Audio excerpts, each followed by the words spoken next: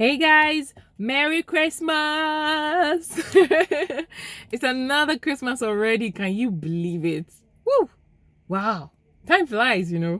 But anyway, I wish you guys so much love, so much happiness, so much peace of mind, lots of money, and lots of all that your heart desires. Yes. Okay, guys. So today I'm going to be talking about self-love. And this was inspired by a conversation I had with a friend of mine. Now, before you go on, yeah, self-love type thing, first, self-love is not a bad thing. However, also selflessness is what the world is based on. That's the foundation. If every single person in this world was selfish, the world would have, like, the world as we know it would have been extinct. Like, we'll probably all just be dust. Seriously, that is what the world itself stands on. Selflessness, being able to give, and stuff like that. But there has to be a balance in everything. There has to be a balance. Selflessness is good, and also self-love is good too. Yes, it's not a flip thing. It's neither one is good and the other is bad. No, there's no polar. Like they're not opposites. They are two sides of a coin. One is good, the other is also good. Simple.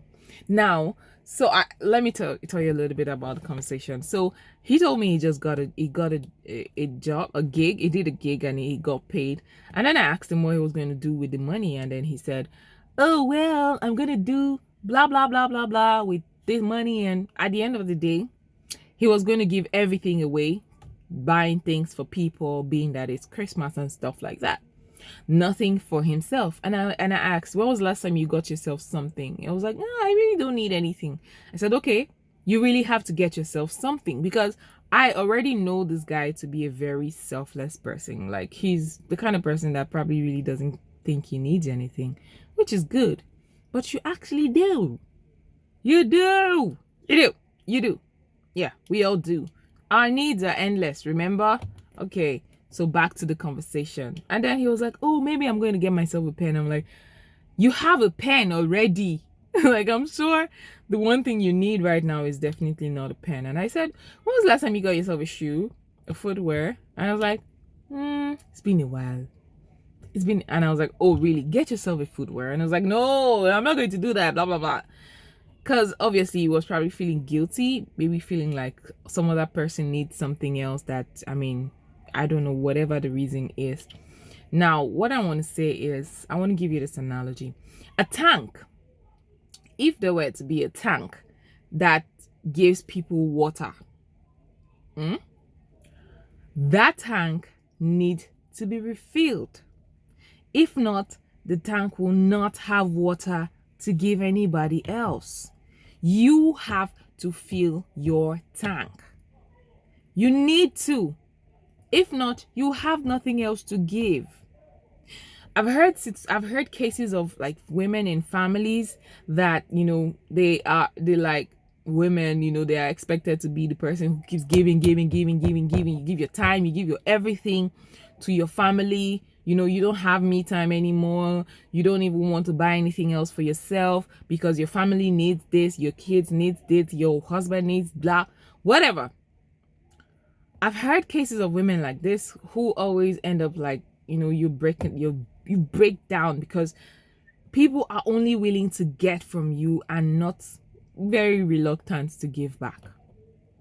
They are not willing to give you back as much as you're willing to give to them. And this is especially true for empaths, like people who are very, very empathic. They give. And because they already have a reputation for giving, people just feel like they always have enough to, keep on giving. Hence, people keep on demanding, give me. Nobody wants to give you too. Does that make any sense? Like, people just feel like, oh, this person's always giving, that means they have so much to give. Oh, let's keep collecting from them. Oh yeah, please, can I have this? Please, can I have that? Please, can you do this for me, please? Guys, if nobody is willing to give something back to you. You have a responsibility to give you. When you give you too, because you also have needs. Because if you wait for people to do it, they might not do it.